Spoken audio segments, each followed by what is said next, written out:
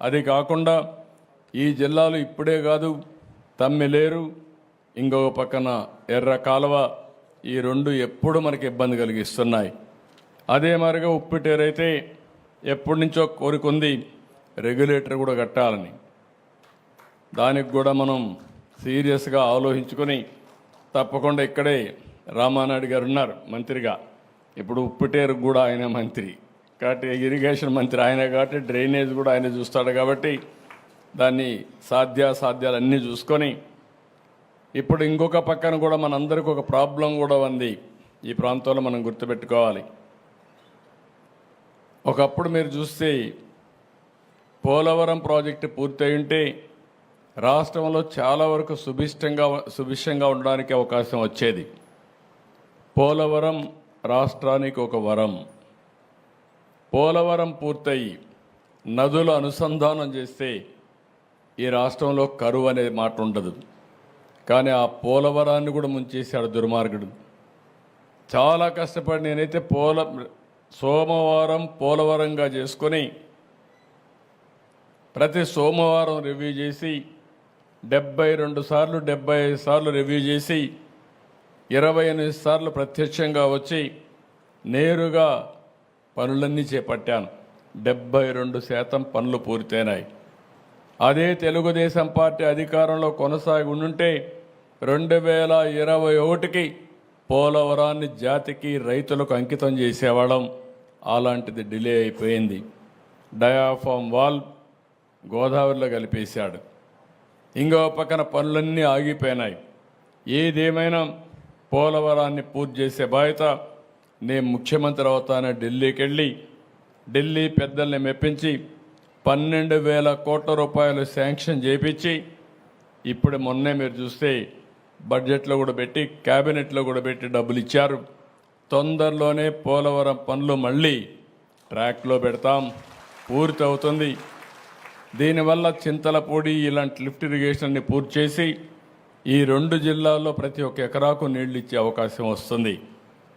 ఇంకొక విషయం కూడా మీరు గుర్తుపెట్టుకోవాల్సింది, మనకెప్పుడు వరదలు వస్తాయి, తుఫాన్లు ఉంటాయి.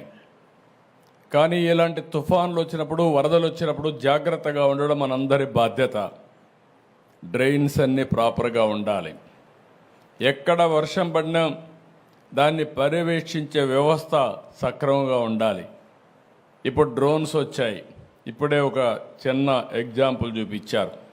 ఎవరైనా వాటర్లో చిక్కుంటే ఒకప్పుడు నేరుగా హెలికాప్టర్ పంపించి తెప్పించేవాళ్ళం, తీసుకొచ్చేవాళ్ళం, వాళ్ళని రక్షించేవాళ్ళం. ఈరోజు డ్రోన్ పంపిస్తే వాళ్ళు ఈజీగా బయట వచ్చే పరిస్థితి కూడా వస్తూ ఉంది.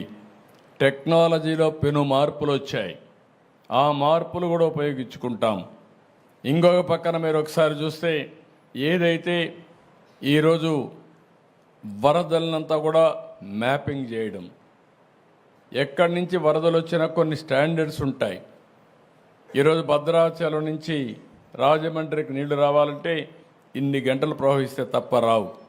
అలాంటివి వచ్చినప్పుడు తగిన జాగ్రత్తలు ఏం తీసుకోవాలో అవన్నీ కూడా తీసుకుని, ఎక్కడ కూడా వరదలు వచ్చినప్పుడు జాగ్రత్తలు ఏం తీసుకోవాలో అవన్నీ కూడా చేయాల్సిన అవసరం ఉంది.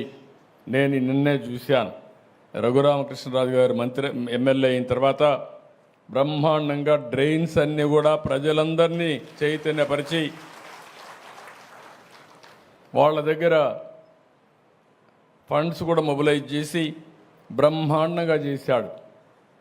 ఇది ప్రజా చైతన్యానికి మారు పేరు.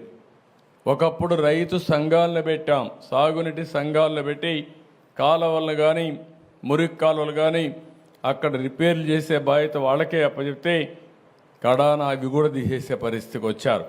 మళ్ళీ ఈ నెలలోనే ఎన్నికలు పెట్టాలనుకున్నాం, కానీ ఈ వరదల వల్ల కొంచెం డిలే అయింది.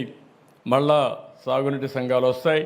అన్ని విధాల మిమ్మల్ని ఆదుకోవడానికి ఏం చేయాలన్న అవన్నీ చేస్తాం. ఇప్పుడే కైకులూరు ఎమ్మెల్యే కూడా చెప్పినప్పుడు ఒక మాట అన్నారు, ఏదైతే ఉప్పిటేరు పైన ఒక రైల్వే బ్రిడ్జి కడితే ఇప్పుడే మనం చూసాం, అది బ్రిడ్జి కట్టేది పైన కట్టాలి. బ్రిటిష్ వాళ్ళు చాలా తెలివి కట్టేవాళ్ళు. హైట్లో కట్టి ఎంత నీరు వచ్చినా పోకుండా కిందికి వెళ్ళిపోయే సుజావుగా, ఎంత వరద వచ్చినా కూడా.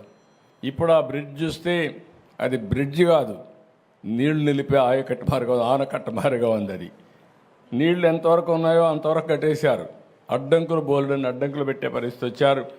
ఇప్పుడైతే ఆ రైల్వే బ్రిడ్జ్ కట్టారు, కానీ ఏం చేయాలనో వాళ్ళతో మాట్లాడతాం, ఇరిగేషన్తో కూడా మాట్లాడి ఏం చేయాలనో చేస్తామని చెప్పి కూడా నేను మీకు తెలియజేస్తున్నా.